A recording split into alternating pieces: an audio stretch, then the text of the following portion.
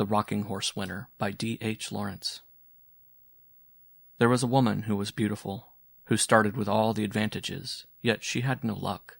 She married for love, and the love turned to dust. She had bonny children, yet she felt they had been thrust upon her, and she could not love them. They looked at her coldly as if they were finding fault with her, and hurriedly she felt she must cover up some fault in herself. Yet what it was that she must cover up she never knew. Nevertheless, when her children were present, she always felt the center of her heart go hard. This troubled her, and in her manner she was all the more gentle and anxious for her children, as if she loved them very much. Only she herself knew that at the center of her heart was a hard little place that could not feel love. No, not for anybody. Everybody else said of her, "She is such a good mother, she adores her children." Only she herself and her children themselves knew it was not so. They read it in each other's eyes. There were a boy and 2 little girls. They lived in a pleasant house with a garden, and they had discreet servants and felt themselves superior to anyone in the neighborhood. Although they lived in style, they felt always an anxiety in the house. There was never enough money. The mother had a small income, and the father had a small income, but not nearly enough for the social position which they had to keep up. The father went into town to some office, but though he had good prospects, these prospects never materialized. There was always the grinding sense of the shortage of money, though the style was always kept up. At last the mother said, "I will see if I can't make something." But she did not know where to begin. She racked her brains and tried this thing and the other, but could not find anything successful. The failure made deep lines come into her face. Her children were growing up. They would have to go to school. There must be more money. There must be more money. The father, who was always very handsome and expensive in his tastes, seemed as if he never would be able to do anything worth doing, and the mother, who had a great belief in herself, did not succeed any better, and her tastes were just as expensive.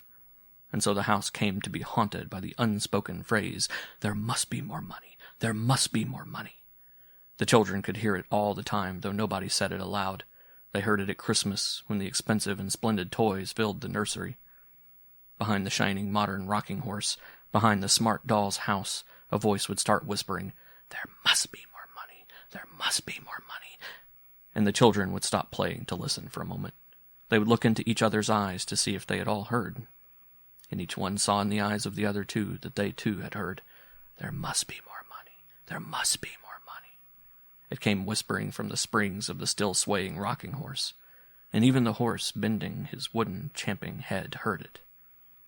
The big doll, sitting so pink and smirking in her new pram, could hear it quite plainly, and seemed to be smirking all the more self-consciously because of it. The foolish puppy, too, that took the place of the teddy bear, he was looking so extraordinarily foolish, for no other reason but that he heard the secret whisper all over the house, "There must be more money." Yet nobody ever said it aloud. The whisper was everywhere, and therefore no one spoke it. Just as no one ever says, "We are breathing," in spite of the fact that breath is coming and going all the time. "Mother," said the boy Paul one day, "why don't we keep a car of our own? Why do we always use Uncle's, or else a taxi?" "Because we're the poor members of the family," said the mother. "But why are we, Mother?" "Well, I suppose," she said slowly and bitterly, "it's because your father has no luck." The boy was silent for some time. "Is luck money, Mother?" he asked rather timidly. "No, Paul, not quite. It's what causes you to have money." "Oh," said Paul vaguely. "I thought when Uncle Oscar said filthy lucre it meant money." "Filthy lucre does mean money," said the mother, "but it's lucre, not luck." "Oh," said the boy. "then what is luck, Mother?" "It's what causes you to have money. If you're lucky, you have money. That's why it's better to be born lucky than rich. If you're rich, you may lose your money. But if you're lucky, you will always get more money." "Oh, well, you? And is Father not lucky?" "Very unlucky, I should say," she said bitterly. The boy watched her with unsure eyes. "Why?" he asked. "I don't know. Nobody ever knows why one person is lucky and another unlucky." "Don't they? Nobody at all? Does nobody know?" "Perhaps God, but he never tells." "He ought to, then. And aren't you lucky either, Mother? I can't be if I married an unlucky husband. But by yourself, aren't you? I used to think I was before I was married. Now I think I am very unlucky indeed. Why? Well, never mind, perhaps I'm not really, she said. The child looked at her to see if she meant it, but he saw by the lines of her mouth that she was only trying to hide something from him. Well, anyhow, he said stoutly, I'm a lucky person. Why? Said his mother with a sudden laugh. He stared at her. He didn't even know why he had said it. God told me, he asserted, brazening it out. I hope he did, dear, she said again with a laugh, but rather bitter. He did, Mother. Excellent, said the mother, using one of her husband's exclamations. The boy saw she did not believe him, or rather that she paid no attention to his assertion. This angered him somewhat, and made him want to compel her attention. He went off by himself vaguely, in a childish way, seeking for the clue to luck. Absorbed, taking no heed of other people, he went about with a sort of stealth, seeking inwardly for luck. He wanted luck. He wanted it. He wanted it. When the two girls were playing dolls in the nursery, he would sit on the big rocking horse, charging madly into space, with a frenzy that made the little girls peer at him uneasily.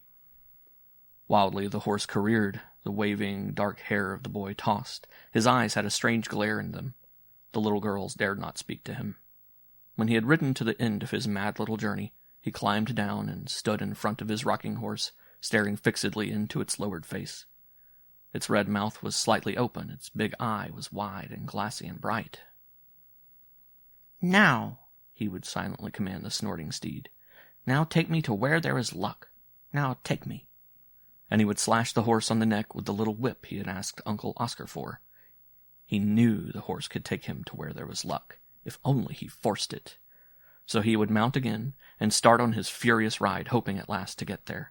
He knew he could get there. You'll break your horse, Paul, said the nurse. He's always riding like that. I wish he'd leave off, said his elder sister Joan. But he only glared down on them in silence. Nurse gave him up. She could make nothing of him. Anyhow, he was growing beyond her.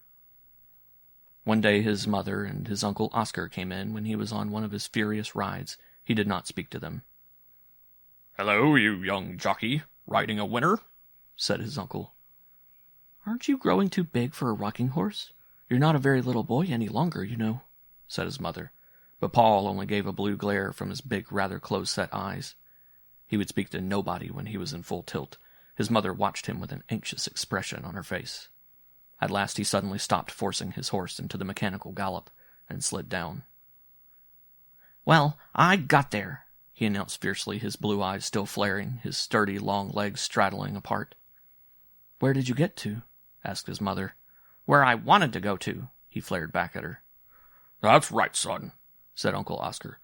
Don't you stop till you get there. What's the horse's name? He doesn't have a name, said the boy. Gets on without all right? Asked the uncle. Well, he has different names. He was called Sansovino last week. Sansovino, eh? Won the Ascot. How did you know his name? He always talks about horse races with Bassett, said Joan. The uncle was delighted to find that his small nephew was posted with all the racing news.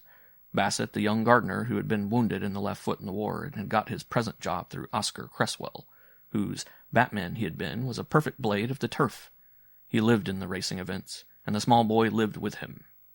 Oscar Cresswell got it all from Bassett. Master Pole comes and asks me, so I can't do more than tell him, sir, said Bassett, his face terribly serious, as if he were speaking of religious matters. And does he ever put anything on a horse he fancies? Well, I don't want to give him away. He's a young sport, a fine sport, sir. Would you mind asking him himself? He sort of takes a pleasure in it, and perhaps he'd feel I was giving him away, sir, if you don't mind. Bassett was serious as a church. The uncle went back to the nephew and took him off for a ride in the car. Say, Paul, old man, do you ever put anything on a horse? The uncle asked. The boy watched the handsome man closely. Why, do you think I oughtn't to? He parried. Not a bit of it. I thought perhaps you might give me a tip for the Lincoln. The car sped on into the country, going down to Uncle Oscar's place in Hampshire. Honor bright? Said the nephew. Honor bright, son, said the uncle. Well then, Daffodil. Daffodil. I doubt it, sonny. What about Mirza? I only know the winner, said the boy. That's Daffodil. Daffodil, eh? There was a pause. Daffodil was an obscure horse, comparatively. Uncle. Yes, son? You won't let it go any further, will you? I promised Bassett. Bassett be damned, old man. What's he got to do with it? We're partners. We've been partners from the first. Uncle, he lent me my first 5 shillings, which I lost. I promised him honor bright. It was only between me and him, only you gave me the 10-shilling note I started winning with, so I thought you were lucky. You won't let it go any further, will you? The boy gazed at his uncle from those big, hot blue eyes, set rather close together. The uncle stirred and laughed uneasily. Right you are, son. I'll keep your tip private. Daffodil, eh? How much are you putting on him? I'll accept 20 pounds, said the boy. I keep that in reserve. The uncle thought it was a good joke. You keep 20 pounds in reserve, do you, young romancer? What are you betting, then? I'm betting 300, said the boy gravely. But it's between you and me, Uncle Oscar. Honor bright? The uncle burst into a roar of laughter.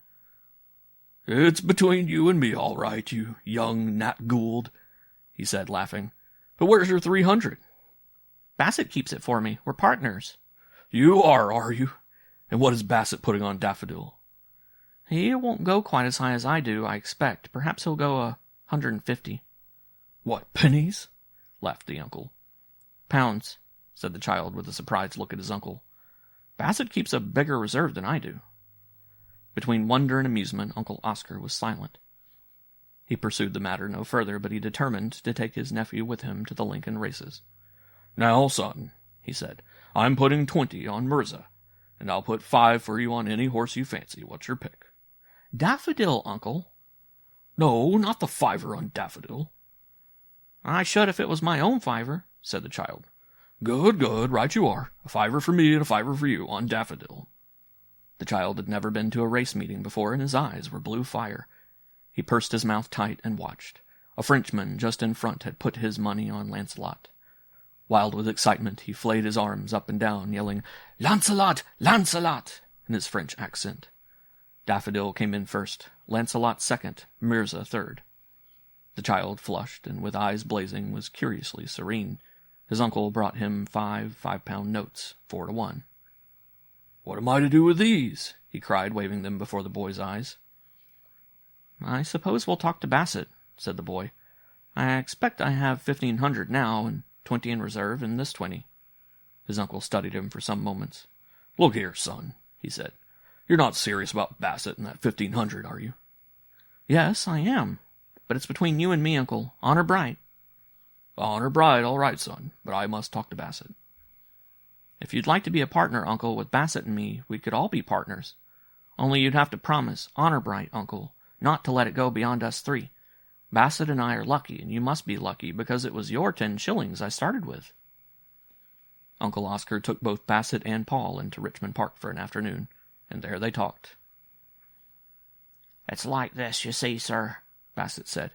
Master Paul would get me talking about racing events, spinning yarns, you know, sir. And he was always keen on knowing if I'd made or if I'd lost. It's about a year since now that I put 5 shillings on Blush of Dawa for him, and we lost.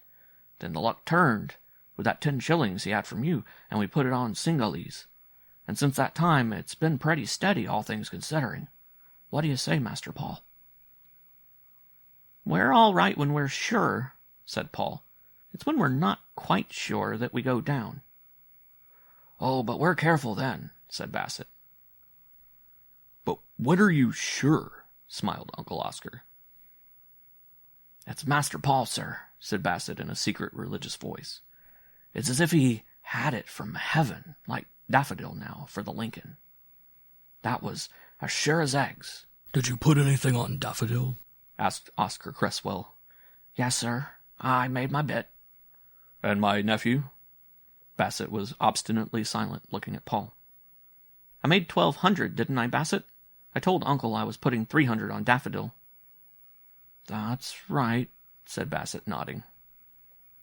But where's the money? Asked the uncle. I keep it safe locked up, sir. Master Paul, he can have it any minute he likes to ask for it. What, 1,500 pounds? And 20. And 40, that is, with the 20 he made on the course. It's amazing, said the uncle. If Master Paul offers you to be partners, sir, I would if I were you. If you'll excuse me, said Bassett. Oscar Cresswell thought about it. I'll see the money, he said. They drove home again, and sure enough, Bassett came round to the garden house with £1,500 in notes. The £20 reserve was left with Joe Glee in the turf commission deposit. You see, it's all right, Uncle, when I'm sure. Then we go strong for all we're worth, don't we, Bassett? We do that, Master Paul. And when are you sure? Said the uncle, laughing. Oh, well, sometimes I'm absolutely sure, like about Daffodil, said the boy. And sometimes I have an idea, and sometimes I haven't even an idea, do I, Bassett? Then we're careful, because we mostly go down. You do you? And when you're sure, like about Daffodil, what makes you sure, sonny? Oh, well, I don't know, said the boy uneasily. I'm sure you know, Uncle, that's all. It's as if he had it from heaven, sir, Bassett reiterated. I should say so, said the uncle. But he became a partner, and when the ledger was coming on, Paul was sure about Lively Spark, which was a quite inconsiderable horse. The boy insisted on putting 1,000 on the horse. Bassett went for 500, and Oscar Cresswell 200. Lively Spark came in first, and the betting had been 10-1 against him. Paul had made 10,000. You see, he said, I was absolutely sure of him. Even Oscar Cresswell had cleared 2,000. Look here, son, he said. This sort of thing makes me nervous. It needn't, Uncle. Perhaps I shan't be sure again for a long time. But what are you going to do with your money? Asked the uncle. Of course, said the boy. I started it for Mother. She said she had no luck because Father is unlucky. So I thought, if I was lucky, it might stop whispering. What might stop whispering? Our house. I hate our house for whispering. What does it whisper? Why, the boy fidgeted. Why, I don't know. But it's always short of money, you know, Uncle? I know it, son, I know it. You know people send Mother writs, don't you, Uncle? I'm afraid I do, said the uncle. And then the house whispers like people laughing at you behind your back. It's awful, that is. I thought if I was lucky... You might stop it, added the uncle. The boy watched him with big blue eyes that had an uncanny cold fire in them, and he said never a word. Well then, said the uncle, what are we doing? I shouldn't like Mother to know I was lucky, said the boy. Why not, son? She'd stop me. I don't think she would. Oh? And the boy writhed in an odd way. I don't want her to know, Uncle. All right, son, we'll manage it without her knowing. They managed it very easily. Paul, at the other's suggestion, handed over £5,000 to his uncle, who deposited it with the family lawyer, who was then to inform Paul's mother that a relative had put £5,000 into his hands, which sum was to be paid out £1,000 at a time on the mother's birthday for the next 5 years. So she'll have a birthday present of £1,000 for 5 successive years, said Uncle Oscar. I hope it won't make it all the harder for her later. Paul's mother had her birthday in November. The house had been whispering worse than ever lately, and even in spite of his luck, Paul could not bear up against it. He was very anxious to see the effect of the birthday letter telling his mother about the £1,000. When there were no visitors, Paul now took his meals with his parents, as he was beyond the nursery control. His mother went into town nearly every day. She had discovered that she had an odd knack of sketching furs and dress materials, so she worked secretly in the studio of a friend who was the chief artist for the leading drapers. She drew the figures of ladies in furs and ladies in silk and sequins for the newspaper advertisements. This young woman artist earned several £1,000s a year, but Paul's mother only made several hundreds, and she was again dissatisfied. She so wanted to be first in something, and she did not succeed, even in making sketches for drapery advertisements. She was down to breakfast on the morning of her birthday. Paul watched her face as she read her letters. He knew the lawyer's letter. As his mother read it, her face hardened and became more expressionless. Then a cold, determined look came on her mouth. She hid the letter under the pile of others and said not a word about it. "Didn't you have anything nice in the post for your birthday, Mother?" said Paul. "Quite moderately nice," she said, her voice cold and distant. She went away to town without saying more. But in the afternoon Uncle Oscar appeared. He said Paul's mother had had a long interview with the lawyer, asking if the whole 5,000 could not be advanced at once, as she was in debt. "What do you think, Uncle?" said the boy. "I leave it to you, son." "Oh, let her have it, then. We can get some more with the other," said the boy. "A bird in the hand is worth two in the bush, laddie," said Uncle Oscar. "But I'm sure to know for the Grand National, or the Lincoln, or else the Derby. I'm sure to know for one of them," said Paul. So Uncle Oscar signed the agreement, and Paul's mother touched the whole 5,000. Then something very curious happened. The voices in the house suddenly went mad, like a chorus of frogs on a spring evening. There were certain new furnishings, and Paul had a tutor. He was really going to Eton, his father's school, in the following autumn. There were flowers in the winter and a blossoming of the luxury Paul's mother had been used to. And yet the voices in the house, behind the sprays of mimosa and almond blossom, and from under the piles of iridescent cushions, simply trilled and screamed in a sort of ecstasy. "There must be more money! Oh, there must be more money! Oh, now! There must be more money! More than ever! More than ever!" It frightened Paul terribly. He studied away at his Latin and Greek with his tutors, but his intense hours were spent with Bassett. The Grand National had gone by. He had not known, and had lost 100 pounds. Summer was at hand. He was in agony for the Lincoln. But even for the Lincoln he didn't know, and he lost 50 pounds. He became wild-eyed and strange, as if something were going to explode in him. "Let it alone, son. Don't you bother about it," urged Uncle Oscar. But it was as if the boy couldn't really hear what his uncle was saying. "I've got to know for the Derby! I've got to know for the Derby!" the child reiterated, his big blue eyes blazing with a sort of madness. His mother noticed how overwrought he was. "You'd better go to the seaside. Wouldn't you like to go now to the seaside instead of waiting? I think you'd better," she said, looking down at him anxiously, her heart curiously heavy because of him. But the child lifted his uncanny blue eyes. "I couldn't possibly go before the Derby, Mother," he said. "I couldn't possibly." "Why not?" she said, her voice becoming heavy when she was opposed. "Why not? You can still go from the seaside to see the Derby with your Uncle Oscar, if that's what you wish. No need for you to wait here. Besides, I think you care too much about these races. It's a bad sign. My family has been a gambling family, and you won't know till you grow up how much damage it has done. But it has done damage. I shall have to send Bassett away, and ask Uncle Oscar not to talk racing to you, unless you promise to be reasonable about it.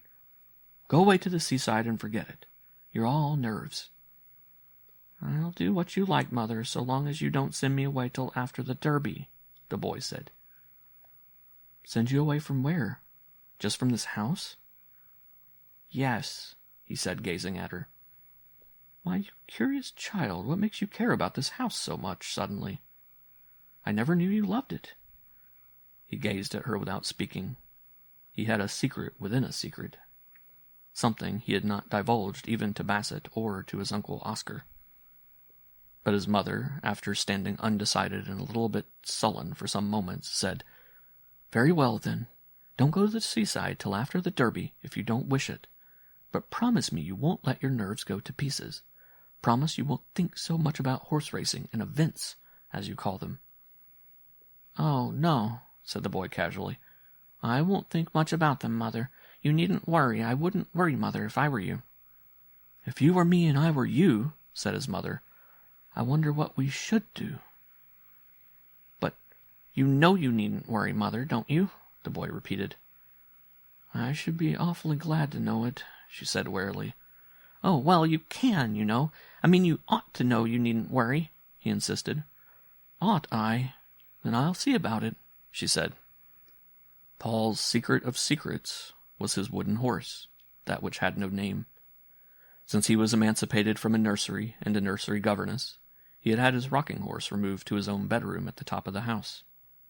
"Surely you're too big for a rocking horse," his mother had remonstrated. Well, you see, Mother, till I can have a real horse, I like to have some sort of animal about, had been his quaint answer. Do you feel he keeps you company? She laughed. Oh, yes, he's very good. He always keeps me company when I'm there, said Paul. So the horse, rather shabby, stood in an arrested prance in the boy's bedroom. The Derby was drawing near, and the boy grew more and more tense. He hardly heard what was spoken to him. He was very frail, and his eyes were really uncanny. His mother had sudden strange seizures of uneasiness about him. Sometimes for half an hour she would feel a sudden anxiety about him that was almost anguish. She wanted to rush to him at once and know he was safe. 2 nights before the Derby, she was at a big party in town when one of her rushes of anxiety about her boy, her firstborn, gripped her heart till she could hardly speak. She fought with the feeling, might and main, for she believed in common sense, but it was too strong. She had to leave the dance and go downstairs to telephone to the country. The children's nursery governess was terribly surprised and startled at being rung up in the night. Are the children all right, Miss Wilmot? Oh, yes, they are quite all right. Master Paul, is he all right? He went to bed as right as a trivet. Shall I run up and look at him? No, said Paul's mother reluctantly. No, don't trouble. It's all right. Don't sit up. We shall be home fairly soon. She did not want her son's privacy intruded upon. Very good, said the governess. It was about 1 o'clock when Paul's mother and father drove up to their house. All was still. Paul's mother went to her room and slipped off her white fur cloak. She had told her maid not to wait up for her. She heard her husband downstairs mixing a whiskey and soda, and then because of the strange anxiety at her heart she stole upstairs to her son's room. Noiselessly she went along the upper corridor. Was there a faint noise? What was it? She stood with arrested muscles outside his door, listening. There was a strange, heavy, and yet not loud noise. Her heart stood still. It was a soundless noise, yet rushing and powerful, something huge, in violent, hushed motion. What was it? What in God's name was it? She ought to know. She felt that she knew the noise. She knew what it was. Yet she could not place it. She couldn't say what it was, and on it went, like a madness. Softly, frozen with anxiety and fear, she turned the door handle. The room was dark. Yet in the space near the window she heard and saw something plunging to and fro. She gazed in fear and amazement. Then suddenly she switched on the light and saw her son, in his green pajamas, madly surging on his rocking horse. The blazing of light suddenly lit him up as he urged the wooden horse, and lit her up as she stood, blonde in her dress of pale green and crystal, in the doorway. "Paul!" she cried. "Whatever are you doing?" "It's Malabar!" he screamed in a powerful, strange voice. "It's Malabar!" His eyes blazed at her for one strange and senseless second as he ceased urging his wooden horse. Then he fell with a crash to the ground, and she, all her tormented motherhood flooding upon her, rushed to gather him up. But he was unconscious, and unconscious he remained with some brain fever. He talked and tossed, and his mother sat stonily by his side. "Malamar! It's Malamar! Bassett! Bassett! I know! It's Malamar!" So the child cried, trying to get up and urge the rocking horse that gave him his inspiration. "What does he mean by Malabar?" asked the heart-frozen mother. "I don't know," said the father stonily. "What does he mean by Malabar?" she asked her brother Oscar. "It's one of the horses running for the Derby," was the answer. And in spite of himself, Oscar Cresswell spoke to Bassett, and himself put 1,000 on Malabar at 14-1. The 3rd day of the illness was critical. They were watching for a change. The boy, with his rather long curly hair, was tossing ceaselessly on the pillow. He neither slept nor regained consciousness, and his eyes were like blue stones. His mother sat feeling her heart had gone, turned actually into a stone. In the evening Oscar Cresswell did not come, but Bassett sent a message saying, could he come up for 1 moment, just 1 moment? Paul's mother was very angry at the intrusion, but on second thoughts she agreed. The boy was the same. Perhaps Bassett might bring him to consciousness. The gardener, a shortish fellow with a little brown mustache and sharp little brown eyes, tiptoed into the room, touched his imaginary cap to Paul's mother, and stole to the bedside, staring with glittering smallish eyes at the tossing, dying child. "Master," he whispered. "Master Paul! Malabar came in first all right, a clean win. I did as you told me. You've made over 70,000 pounds, you have. You've got over 80,000. Malabar came in all right, Master Paul. Malabar! Malabar! Did I say Malabar, Mother? Did I say Malabar? Do you think I'm lucky, Mother? I knew Malabar, didn't I? Over 80,000 pounds. I call that lucky, don't you, Mother? Over 80,000 pounds. I knew. Didn't I know I knew? Malabar came in all right. If I ride my horse till I'm sure, then I tell you, Bassett, you can go as high as you like. Did you go for all you were worth, Bassett? I went 1,000 on it, Master Paul. I never told you, Mother, that if I can ride my horse and get there, then I'm absolutely sure. Oh, absolutely. Mother, did I ever tell you I am lucky? No, you never did, said the mother. But the boy died in the night. And even as he lay dead, his mother heard her brother's voice saying to her, My God, Hester, you're 80-odd thousand to the good, and a poor devil of a son to the bad. But poor devil, he's best gone out of a life where he rides his rocking horse to find a winner.